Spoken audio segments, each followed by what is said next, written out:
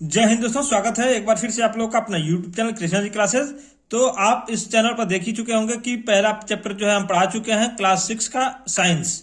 आज हम लोग शुरू करने वाले हैं दूसरा चैप्टर शुरू करने से पहले मैं आपको छोटी सी जानकारी दे दूं कि यदि आप किसी भी प्रतियोगी परीक्षा की तैयारी कर रहे हैं या एकेडमिक में तैयारी पढ़ रहे हैं तो आप हमारे चैनल को सब्सक्राइब जरूर करिए, क्योंकि यहाँ पर हम साइंस को पहले पढ़ाएंगे क्लास 6 से लेकर के 12 तक के साइंस को पढ़ाएंगे। पहले यूपीएससीआरटी की बुक को पढ़ाएंगे, उसके बाद से एनसीईआरटी की बुक पढ़ाएंगे, उसके बाद से आगे और सब्जेक्टों को भी पढ़ाएंगे। यानी कि आपको पूरी एकेडमिक आप 6 से लेकर के 12 तक किसी भी कक्षा में यदि पढ़ रहे हैं तो आपको कहीं कोचिंग करने की जरूरत नहीं है, क्योंकि फ्री में यूट्यूब इतिहास में पहली बार ऐसा होने जा रहा है कि YouTube फ्री में एक ही चैनल पर आपको सब कुछ मिलेगा। देखिए, कुछ लोग तो फ्री में पढ़ाते हैं, लेकिन जैसे जैसे उनका सब्सक्राइबर बेस बढ़ जाता है वो पेड प्रमोशन करने लगते हैं, पेड वीडियो लेकर के आने लगते हैं। ठीक, तो मैं ये वादा करता हूं आप लोगों से कि मैं कभी भी पेड कोर्स लेकर के नहीं आऊंगा।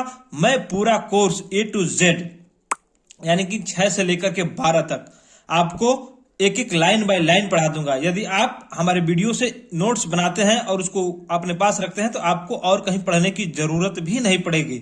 आपको एक एक line by line, word by word, यानी कि एक एक वर्ड के बारे में हम आपको बताएंगे और आपको एकदम 100% है कि आप किसी भी प्रतियोगी परीक्षा की तैयारी कर रहे हैं। मात्र 6 से 7 महीने आप हमारे साथ रह जाइए, देखिए आप जीएस के मास्टर हो जाएंगे, मास्टर किसी भी सब्जेक्ट में। ठीक है, तो मैं ये कोशिश किया था, पहला दिन था, पहला चैप्टर खत्म कर दिया। दूसरे दिन में हम क्या करेंगे, थोड़ा थोड़ा लेके चलेंगे, क्योंकि वीडियो लंबा हो जा रहा है तो आप लोग, हमको लग रहा है कि बोर हो जा रहे हैं। ठीक है, तो इसलिए हम लोग क्या करेंगे, थोड़ा थोड़ा जो मेन टॉपिक है उसको ले लेके पढ़ेंगे और जल्दी से खत्म करने की कोशिश करेंगे।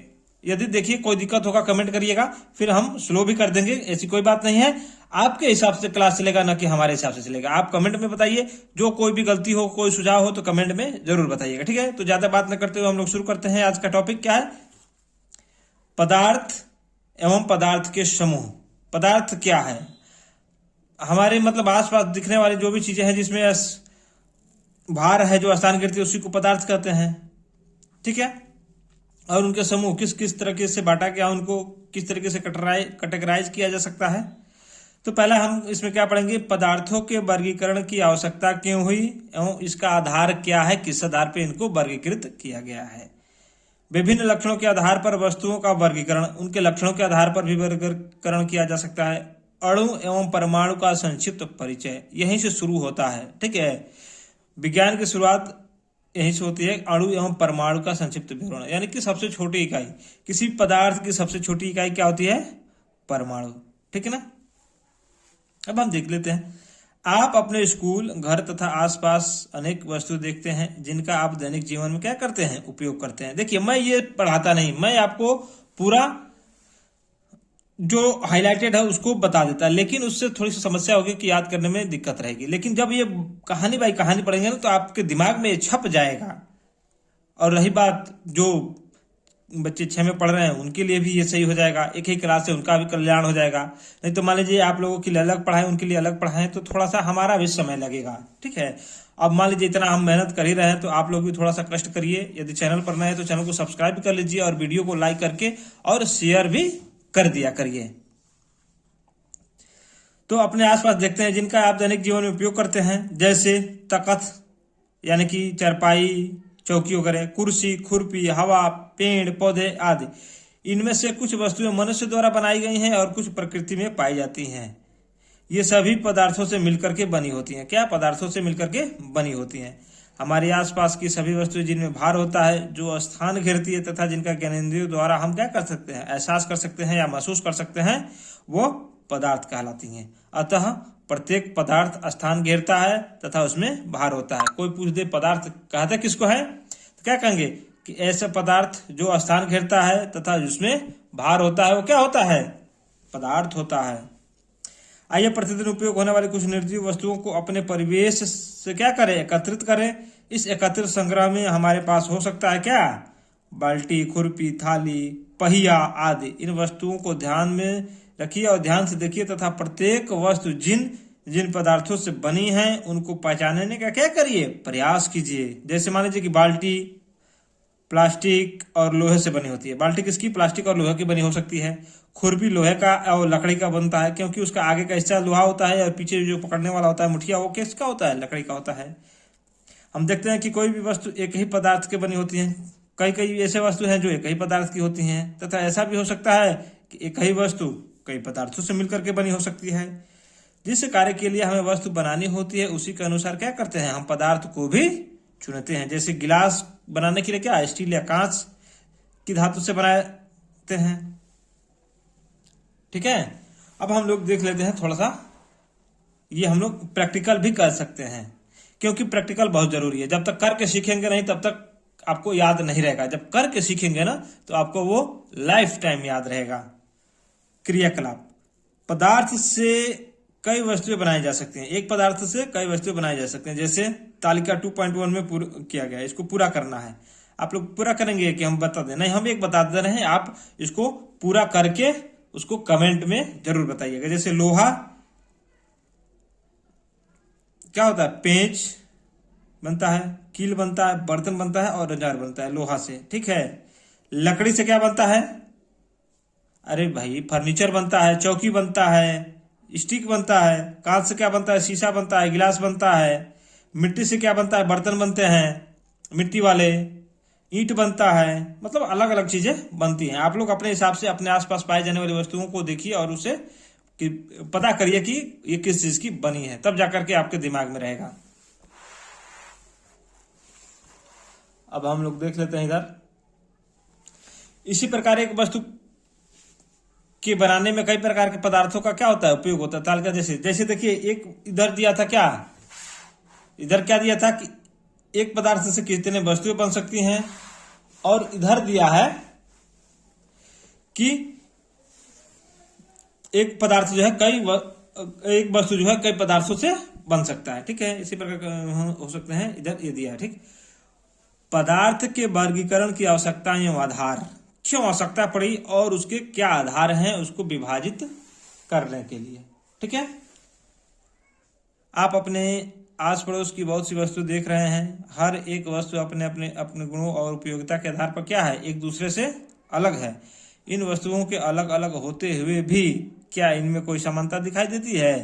किसी वस्तु की पहचान इसके आकार, बनावट, रंग, उपयोग आदि के आधार पर की जाती है।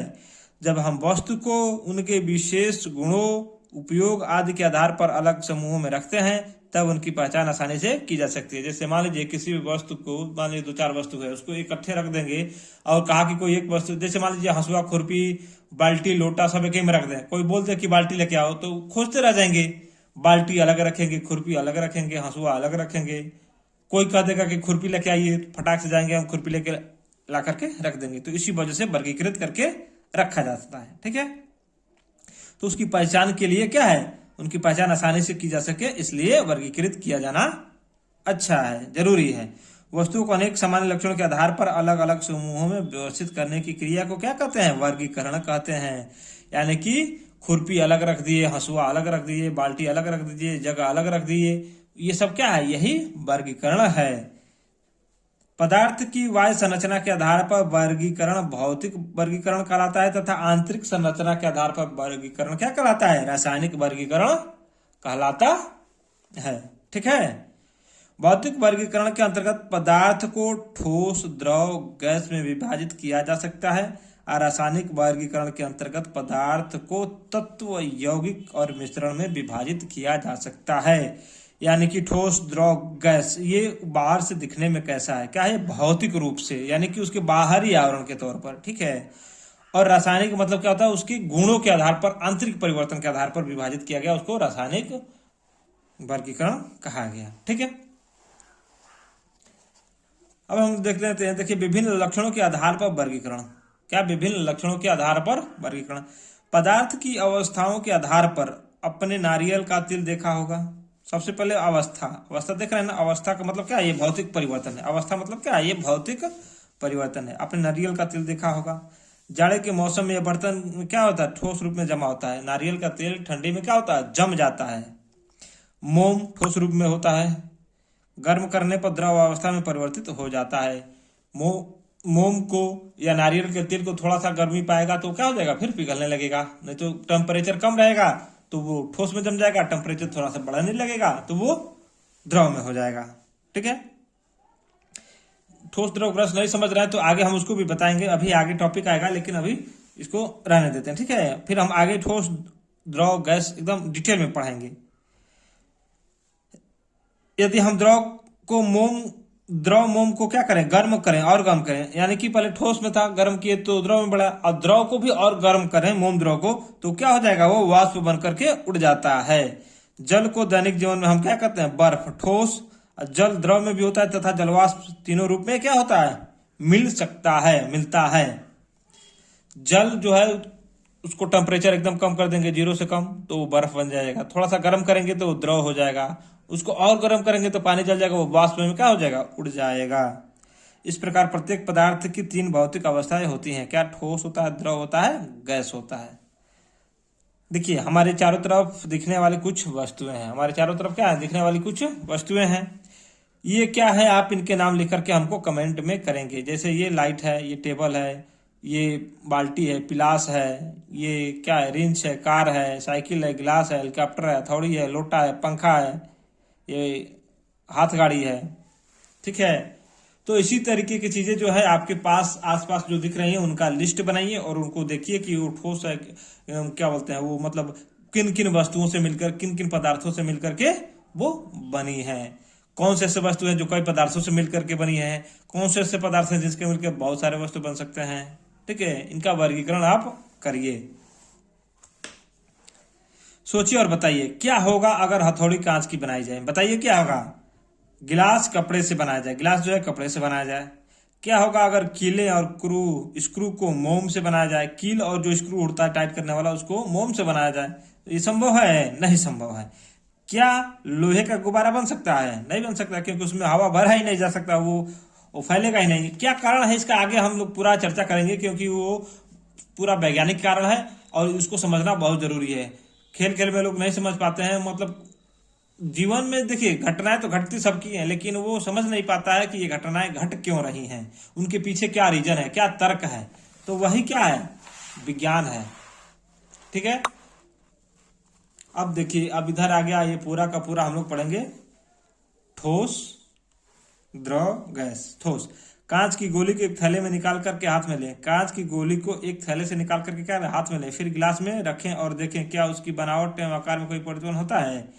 कांच की गोली को थैले में ले, हाथ में ले अथवा गिलास में ले, इनका आकार क्या निश्चित होता है। इससे स्पष्ट होता है कि ठोस पदार्थों का आकार, आयतन दोनों क्या होता है, निश्चित होता है। यानी कि गोली हो गया या यही हो गया, ये हम पेंसिल जो लिए हैं, इसको हम कहीं भी रखें इसका आकार बदलेगा? नहीं बदलेगा। गोली का आकार बदलेगा? बाल्टी में रखें, पानी में रखें, पॉकेट में रखें, फेंक दें, वो उसी आकार का रहेगा। ये ईंट है, इसको कहीं रखें इसी आकार का रहेगा, भार इतना ही रहेगा। तो क्या होता है, साफ साफ हम ये कह सकते हैं कि ठोस के आयतन और आकार दोनों निश्चित होते हैं। उसको हम क्या कहते हैं, ठोस कहते हैं। और ठोस के अणु जो है एक दूसरे से हमेशा चिपके रहते हैं। क्या रहते हैं, एक दूसरे से चिपके रहते हैं। देखिए ठोस के कण, अणु बहुत पास पास होते हैं, देख रहे हैं ये कितने पास पास हैं। इनमें आपसी आकर्षण बल बहुत अधिक होता है। आपसी आकर्षण बल बहुत अधिक होता है जिन्हें एक साथ बंधे रखता है। ठोस पदार्थों के कण अपने स्थान पर लगभग क्या होते हैं, स्थिर होते हैं, लगभग स्थिर होते हैं, हिलते डुलते नहीं है। इसी कारण इनकी आकृति एवं आयतन दोनों निश्चित होते हैं। ये जो है ठोस का है। ठीक है, अब लिख देते हैं द्रव। 1 लीटर के नपना बर्तन को पूरा पानी से भरें। अब उस पानी को एक भगोने में डालें। हम देखते हैं कि जब पानी नपने में था तब नपने की आकृति का दिखाई दे रहा था, और जब उसे भगोने में उड़े गया तब उसकी आकृति भगोने जैसी दिखाई देने लगी, किंतु उसके आयतन में कोई परिवर्तन नहीं हुआ। हम देखते हैं कि जिस बर्तन में द्रव रखा जाता है वह उसी आकार का ले लेता है, उसी आकार का हो जाता है, किंतु उसका आयतन क्या होता है, निश्चित होता है। यानी कि जैसे देख लीजिए, 1 गिलास पानी लीजिए, उसको हम गिलास में रखेंगे तो गिलास के आकार का होगा। हम एक थाली में रख देंगे तो थाली के आकार का हो जाएगा। हम जिस भी आकार के बर्तन में पानी को रखेंगे वो उतना ही होगा, लेकिन जितना रहेगा उतना ही रहेगा। यानी कि क्वांटिटी, यानी 1 लीटर रहेगा तो 1 लीटर हर जगह रहेगा, 1.5 लीटर रहेगा तो 1.5 लीटर हर जगह रहेगा। वो उसके क्वांटिटी में नहीं परिवर्तन होगा, उसके आयतन में नहीं परिवर्तन होगा, लेकिन आकार में परिवर्तन हो जाएगा।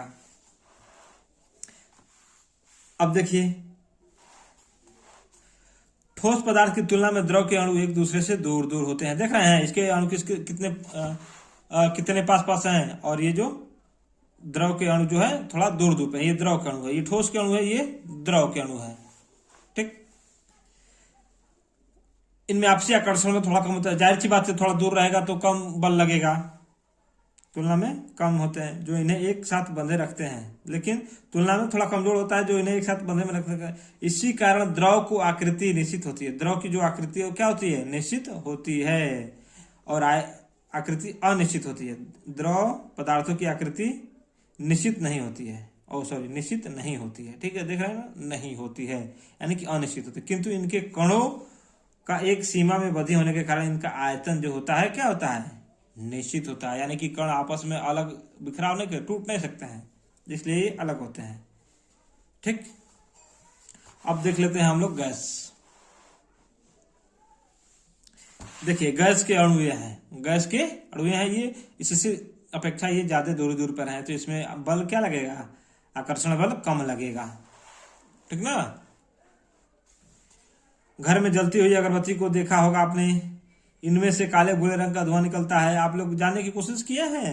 नहीं किए होंगे। इस धुएं की बनावट एवं आयतन दोनों क्या निश्चित नहीं होते हैं। ये जिस स्थान पर रखे जाते हैं उसी की बनावट और आयतन प्राप्त कर लेते हैं। इस अवस्था को गैस कहते हैं। गैसीय पदार्थों के कण अपेक्षाकृत बहुत दूर दूर होते हैं और इनमें आपसी आकर्षण बल नहीं के बराबर होता है, बहुत कम रहता है। देखते हैं, जिधर हवा बहेगा उधर जो धुआं उड़ के चला जाएगा। इस वजह से उनके अणु आपस में बहुत कमजोर होते हैं। उनके अणु जो है देख रहे हैं काफी दूर दूर होते हैं, इसलिए उनका ना आयतन निश्चित होता है ना आकार निश्चित होता है। एक जगह यहाँ गैस छोड़ेंगे तो आधा इधर जाएगा आधा इधर जाएगा, तो दो जगह बट गया तो आधा आधा हो गया, तो आयतन कहां से निश्चित रहेगा?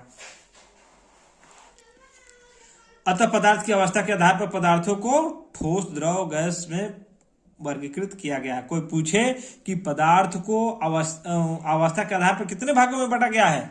3 भागों में, ठोस, द्रव और गैस में। किसमें? ठोस, द्रव। कोई कहीं भी प्रश्न पूछ देता है कि अवस्था के आधार पर वर्गीकृत है, तो ठोस, द्रव और गैस। जल में घुलनशीलता के आधार पर भी बांटा गया है पदार्थों को। जल में घुलनशीलता के आधार पर भी बांटा गया है। कांच के अलग अलग गिलासों में नमक, रेत, शक्कर, चाक पाउडर, लकड़ी के बुरादे की थोड़ी थोड़ी मात्रा लें। प्रत्येक गिलास को पानी से आधा भरें। कुछ समय तक गिलास को सावधानी से हिलाएं। क्या देखते हैं? नमक, शक्कर और चाक पाउडर पानी में घुल जाते हैं, जबकि लकड़ी का बुरादा पानी में नहीं घुलता है। देखिए, ये सब प्रयोग आप खुद कर सकते हैं, खुद भी कर सकते हैं। ठीक है, कि कौन पानी में घुल सकता है, कौन पानी में नहीं घुल सकता है। तो नमक घुल जाएगा, शक्कर घुल जाएगा और चाक का पाउडर घुल जाएगा, लेकिन लकड़ी का बुरादा पानी में नहीं घुलता है।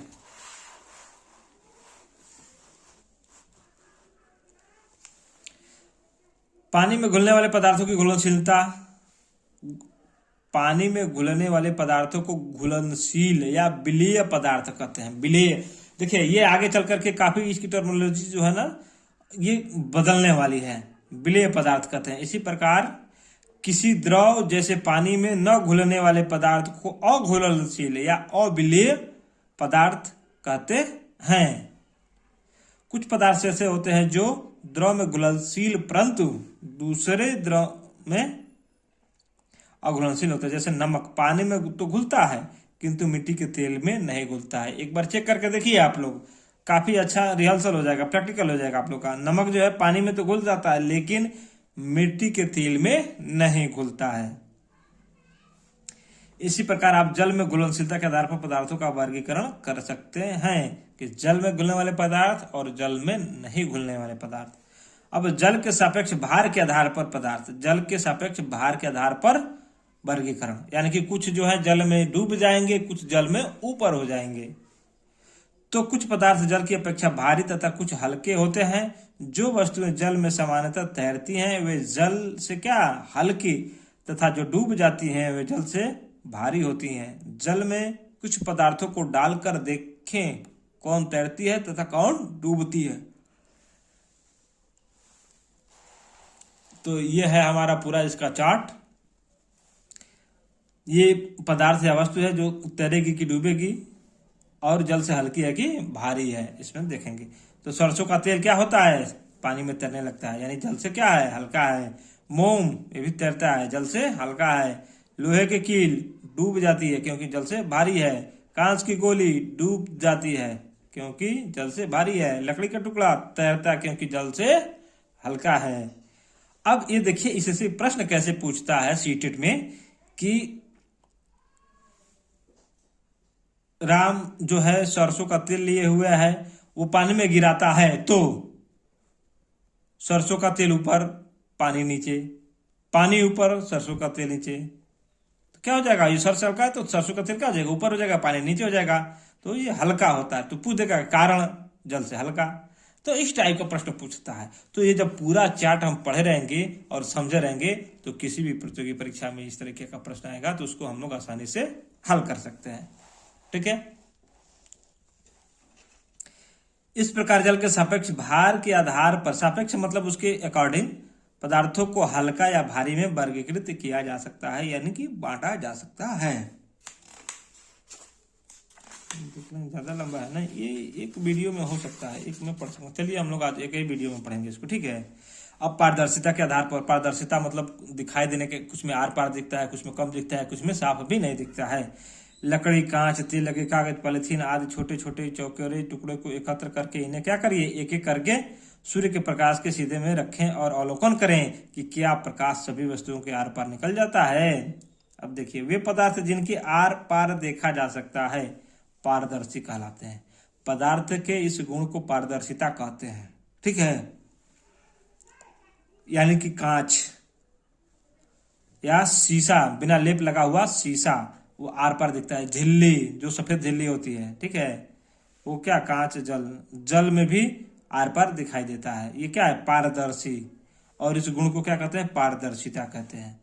वे पदार्थ जिनके आर पार प्रकाश नहीं देखा जा सकता है अपारदर्शी कहलाते हैं। यानी कि जैसे लकड़ी हो गया, कागज हो गया या लोहा हो गया, मतलब जिनके आर पार एक जगह से दूसरी तरफ प्रकाश नहीं जा सकता, उनको अपारदर्शी कहते हैं। ठीक है। अगला देख लेते, वे पदार्थ जिनके द्वारा धुंधला या आंशिक रूप से आर पार दिखाई दे, वो क्या कहते हैं, परभाषी कहलाते हैं। जैसे तेल लगा कागज, कागज में तेल लगा लेंगे ना तो कुछ हल्का हल्का दिखाई देगा, लगेगा कुछ है लेकिन साफ नहीं दिखाई देगा, तो वो आधा दिखेगा आधा नहीं दिखेगा। पेंट लगा, कांच, कांच पर पेंट लगा देते हैं तो थोड़ा बहुत दिखाई देगा लेकिन पूरा नहीं दिखाई देगा। उसी को क्या बोलते हैं, अपारदर्शी। उसको क्या कहते हैं, परभाषी कहते हैं। क्या कहते हैं, परभाषी। इस प्रकार पारदर्शिता के आधार पर पदार्थ को पारदर्शी पदार्थ, अपारदर्शी पदार्थ और परभाषी। पारदर्शी में आर पार, अपारदर्शी में बिल्कुल नहीं, परभाषी में थोड़ा बहुत दिखता है, वर्गीकृत किया जा सकता है। अब हम लोग देख लेते हैं थोड़ा सा क्या करना है, कैसे हम इसको और आसानी से समझ सकते हैं। घर, पास, पड़ोस तथा विद्यालय में पाई जाने वाली अपारदर्शी या पारदर्शी तथा परभाषी वस्तुओं को पहचाने और उनको क्या करें, एक नोट में लिखे, एक वस्तु का नाम लिखें। जैसे लिख दिए हम गिलास, तो ये पारदर्शी है क्या, पारदर्शी है, अपारदर्शी है। हम लिख दिए शीशा, ये पारदर्शी है क्या, पारदर्शी है, पारदर्शी है। हम लिख लिए क्या, हल्की साड़ी, हल्की जो साड़ी होती है पतली, उसमें वो परभाषी है क्योंकि आधा दिखता है आधा नहीं दिखता है। ठीक है। तो इस तरीके का लिस्ट हम बना करके रखेंगे ताकि आसानी से हमको समझ में आ सके। तो हम देखेंगे कि इस तालिका में ये जैसे दिया है कि वस्तु का नाम अपारदर्शी, पारदर्शी, परभाषी, तो ये क्या है, चमड़ा क्या है, अपारदर्शी। मोटा कपड़ा क्या है, अपारदर्शी। पतले कांच का टुकड़ा क्या है, पारदर्शी। पत्थर क्या है, अपारदर्शी। ट्रेसिंग क्या है, परभाषी। ये सब क्या है, इसको हम लोग देखेंगे। ठीक है। लिस्ट बना करके आप तैयार करिए और उसको बताइए कि कौन पारदर्शी है, कौन अपारदर्शी है, कौन परभाषी है। तो कठोरता के आधार पर भी पदार्थ को क्या किया जाता है, वर्गीकृत किया जा सकता है। कुछ पदार्थ जैसे लोहा, लकड़ी, कांच के टुकड़े, रुई, ऊन, रबड़ की गेंद, स्पंज आदि लीजिए और उनको एक एक करके अंगुलियों से दबाइए। कुछ पदार्थ आसानी से दब जाते हैं, कुछ पदार्थ ऐसे होंगे जो एकदम मुलायम होते हैं, मुलायम होंगे, ठीक, उसको क्या कहते हैं, मुलायम पदार्थ कहते हैं। जो अंगुली से दब जाएंगे उसको क्या कहेंगे, मुलायम पदार्थ कहते हैं। कुछ पदार्थ अंगुलियों को दबाने से नहीं दबेंगे, इन पदार्थों को कठोर पदार्थ कहेंगे। जैसे मान लीजिए कि मोम हो गया या रबड़ का जो गेंद आता है एकदम दब जाता है, स्पंज वाला, उसके बाद से आप रुई ले लीजिए, ये सब क्या है, ये दबाने से दब जाएगा, ये एकदम मुलायम है। कठोर लोहा ले लीजिए, कांच ले लीजिए, लकड़ी ले लीजिए, ये सब क्या है, ये कठोर पदार्थ होते हैं। अब हम लोग देख लेते हैं कि चुंबकत्व के आधार पर कैसे वर्गीकृत किया जा सकता है, यानी कि चुंबक में सटने वाले और चुंबक में नहीं सटने वाले। यानी कि जो पदार्थ चुंबक से चिपक जाएंगे उनको चुंबकीय, और जो नहीं चिपकेंगे वो अनुचुंबकीय हो जाएंगे। ठीक है, तो चुंबक के सापेक्ष व्यवहार, अपने बस्ते से पेन, पेंसिल, प्रकार, रबड़, चाक आदि लें। इसके अतिरिक्त लोहे के कुछ कीलें, लकड़ी का बुरादा, चाक पाउडर, प्लास्टिक के बटन और तथा आलपिन को किसी कागज पर अलग अलग रखें। एक एक करके क्या करिए, इन सबों को निकालिए और देखिए। एक छड़ चुंबक लें, प्रत्येक वस्तु के को क्या कहते हैं, प्रत्येक वस्तु के पास बारी बारी से चुंबक को लाएं। क्या देखते हैं आप, अवलोकन को निम्नलिखित तालिका में देखिए। जैसे इतने सारे चीज लीजिए और उनको एक एक करके छड़ के पास लेके जाइए। देखिए कौन चुंबक के तरफ चिपकता है, कौन चुंबक से नहीं चिपकता है। तो चुंबक से न चिपकने वाले इधर और चुंबक से चिपकने वाले इधर, इनका पूरा लिस्ट लिखिए। चुंबक जिन पदार्थों को चिपका लेता है अर्थात अपनी ओर आकर्षित करता है वे चुंबकीय, तथा जिन पदार्थों को आकर्षित नहीं करता है वे अचुंबकीय पदार्थ कहलाते हैं। चुंबक लोहे से बने वस्तुओं को अपनी ओर खींच लेता है। लोहे के अतिरिक्त चुंबक निकिल, कोबाल्ट जैसी अन्य धातुओं से बने वस्तुओं को भी अपनी ओर आकर्षित कर लेता है। क्या आपको पता था कि केवल चुंबकीय को लोहा खींचता है? नहीं, उसके अलावा निकिल हो गया, कोबाल्ट हो गया और अन्य वस्तुएं हैं जिनको क्या करता है, चुंबक अपनी ओर आकर्षित कर लेता है। अब देखिए पदार्थों के निर्माण की मौलिक इकाई क्या है, यानी कि पदार्थ जो है वो किससे मिलकर के बने हैं। चाक अथवा कोयले का एक बड़ा टुकड़ा लीजिए, इसे पीट पीट कर टुकड़ों में इतना विभाजित कर लीजिए कि इसके हर टुकड़े में उस पदार्थ के गुण विद्यमान है। मतलब एक चाक ले लीजिए, उसको इतना मेही कर दीजिए, इतना मेही कर दीजिए कि एकदम एक छोटा सा टुकड़ा आएगा, एकदम इतनी सा छोटा सा, वो क्या है, वो उसके उसमें भी पूरे चाक का गुण विद्यमान रहेगा। आप इतना लीजिए, आप इसको तोड़ देंगे ना तभी भी इससे लिख सकते हैं, इसको और भी तोड़ देंगे तभी भी लिख सकते हैं। इसके क्या है, उसके गुण विद्यमान रहते हैं। अब इतना पीस लें कि यह एक पाउडर के रूप में आ जाए। जैसे चाक को एक पाउडर बना लीजिए। अब इस पाउडर को किसी महीन कपड़े में छान लें। छानने पर बहुत ही महीन कण प्राप्त होते हैं, अर्थात छोटे कण भी उन अनेक अत्यधिक छोटे कणों से मिलकर के क्या है, बने हैं। हम इस प्रकार के और अति सूक्ष्म कणों की कल्पना कर सकते हैं। इस क्रियाकलाप से स्पष्ट होता है कि पदार्थ स्वयं सूक्ष्म कणों से मिलकर के बने होते हैं, जिन्हें अणु या क्या कहते हैं, परमाणु कहते हैं। जैसे मान लीजिए इसी को हम तोड़ तोड़ के एकदम चित्ती कर दें, उसमें भी क्या होगा, ये पेंसिल का गुण होगा। तो हम देख लेते हैं क्या अणु क्या होता है। ठीक है, अणु पदार्थ का वह सूक्ष्मतम कण जो स्वतंत्र अवस्था में रह सकता है तथा उसमें पदार्थ के सभी गुण विद्यमान होते हैं, अणु कहलाता है। किसी तत्व के सभी अणु एक समान होते हैं तथा भिन्न भिन्न तत्वों के अणु गुणों में क्या होते हैं, भिन्न भिन्न होते हैं। जैसे हम इसको ये समझ लें कि जैसे मान लीजिए कोई एक पदार्थ है, उसको छोटे छोटे टुकड़ों में कर दिए तो उसका एक छोटा सा क्या हो जाएगा, अणु होगा। वह अणु जो क्या होता है, स्वतंत्र अवस्था में रहता है। क्या रहता है, स्वतंत्र अवस्था में रहता है।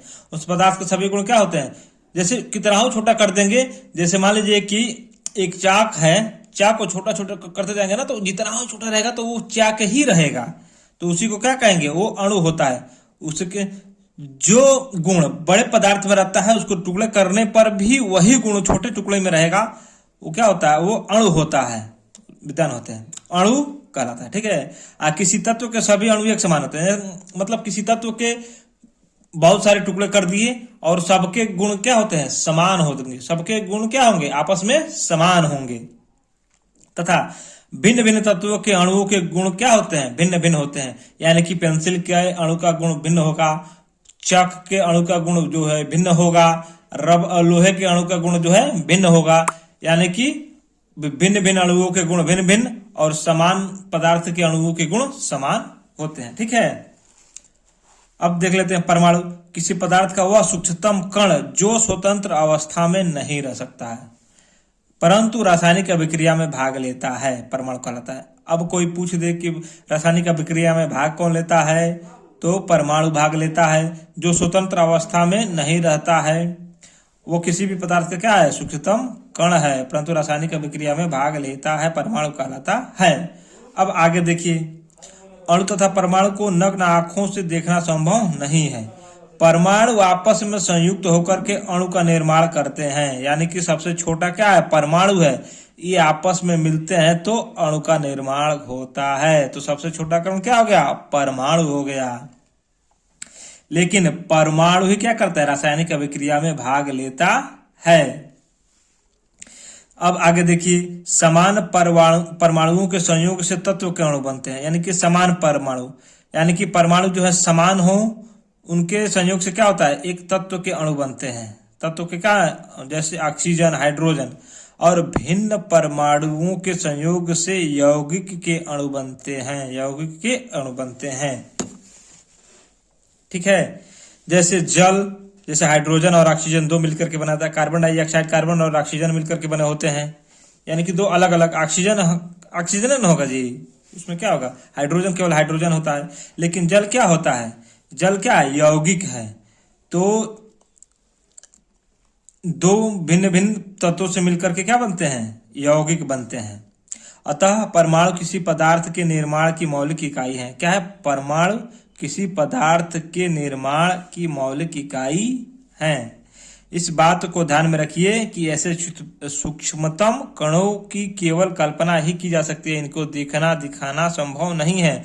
सारे पदार्थ अति सूक्ष्म कणों से बनते हैं तथा इन्हें पदार्थ की संरचना की इकाई कहते हैं। तो कोई ये कहते कि पदार्थ किससे बने होते हैं, तो छोटे छोटे अणु और परमाणुओं से मिलकर के पदार्थ बने होते हैं। आगे चल करके हम इसको और डिटेल में पढ़ेंगे, यहाँ डिटेल में पढ़ेंगे तो आपको उतना समझ में नहीं आएगा, लेकिन जैसे जैसे हम आगे बढ़ते जाएंगे हमको समझ बनती जाएगी। ठीक है, अब देख लेते हैं हम कुछ और भी जाने।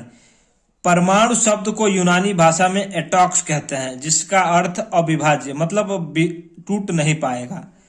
परमाणु जो है यूनानी भाषा में क्या कहते हैं, एटॉक्स कहते हैं। ये भी प्रश्न आ सकता है कि एटॉक्स क्या है, तो परमाणु का यूनानी नाम है। ठीक है, जिसका आकार अविभाज्य है, यानी कि उसको हम और टुकड़े नहीं कर सकते हैं। डाल्टन के परमाणु सिद्धांत के अनुसार तत्व अत्यंत सूक्ष्म अविभाज्य कणों से बना होता है, जिन्हें परमाणु कहते हैं।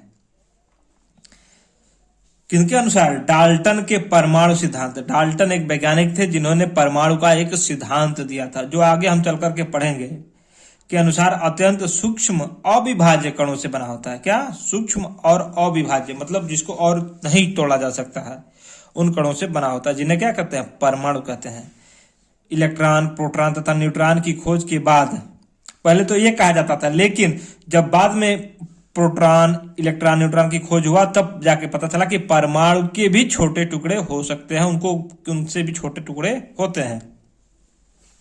न्यूट्रॉन खोज के बाद परमाणु को विभाज्य माना जाने लगा, यानी कि परमाणु को भी विभाजित किया जा सकता है। कब पता लगा, जब प्रोटॉन, न्यूट्रॉन और इलेक्ट्रॉन की खोज की गई तब। नहीं तो पहले कहा जाता था, डाल्टन के परमाणु सिद्धांत जब तक था तब तक उनका क्या कहना था कि परमाणु जो है अविभाज्य है, लेकिन बाद में इसको भी विभाज्य माना जाने लगा। आधुनिक परमाणु सिद्धांत के अनुसार परमाणु विभाज्य है, जो इलेक्ट्रॉन, प्रोटॉन तथा न्यूट्रॉन को परमाणु का मूलभूत कण भी कहते हैं। ठीक है, यानी कि इन तीनों से मिलकर के परमाणु बनते हैं। अब परमाणु के अवयवी कण क्या हैं, इनमें आवेश क्या होता है और इनके संकेत कैसे लिखते हैं, क्योंकि ये भी जरूरी है, वो पूछ देता है। प्रोटॉन क्या होता है, धन आवेशित होता है, इसको P से प्रदर्शित करते हैं। इलेक्ट्रॉन क्या होता है, ऋण आवेशित होता है, इसको E से प्रदर्शित करते हैं। न्यूट्रॉन क्या होता है, ये उदासीन होता है, इसको N से प्रदर्शित करते हैं। आप इसको ध्यान में रखिए, कहीं भी इस टाइप का P देखिए, केमिस्ट्री में समझिए कि वो प्रोटॉन की बात कर रहा है। कहीं भी छोटा ई देखिए, उसको समझिए कि इलेक्ट्रॉन की बात कर रहा है। कहीं भी N देखिए, उसको समझिए कि वो न्यूट्रॉन की बात कर रहा है, उसका ये सिंबल है। और ये होता कैसा, प्रोटॉन क्या होता है, धन आवेशित होता है। इलेक्ट्रॉन क्या होता है, ऋण आवेशित होता है। न्यूट्रॉन क्या होता है, उदासीन होता है। ये पॉजिटिव, नेगेटिव और न्यूट्रल, ये तीनों होते हैं। ठीक है, अब इसको हम और आगे पढ़ेंगे तो काफी डिटेल में समझ में आएगा। यहाँ डिटेल में समझेंगे तो आपको थोड़ा सा दिक्कत हो जाएगा। देखिए, मैं तो समझाने के लिए समझा दूंगा, लेकिन जो क्लास 6 के बच्चे हैं उनको उतना समझ में नहीं आएगा, तो बस केवल यहाँ पर अभी उनको यही जानने की जरूरत है। अब हम इसमें देख लेते हैं कि इस पाठ से हमने क्या क्या सीखा। प्रत्येक पदार्थ स्थान घेरता है तथा उसमें क्या होता है, भार होता है। ये उसको हम क्या कहते हैं, पदार्थ कहते हैं। पदार्थ का वर्गीकरण उसके आकार, बनावट, रंग, उपयोग के आधार पर किया जाता है। किसी वस्तु को बनाने में एक ही पदार्थ का प्रयोग हो सकता है अथवा वस्तु कई पदार्थों से मिलकर भी बना हो सकता है। ये नहीं है कि एक पदार्थ जो है एक वस्तु जो है कई पदार्थ से मिलकर के बनेगा, ऐसा जरूरी नहीं है। हो भी सकता है, नहीं भी हो सकता है। पदार्थ का वर्गीकरण विलेयता, पारदर्शिता, कठोरता, चुंबकत्व के आधार पर भी किया जा सकता है।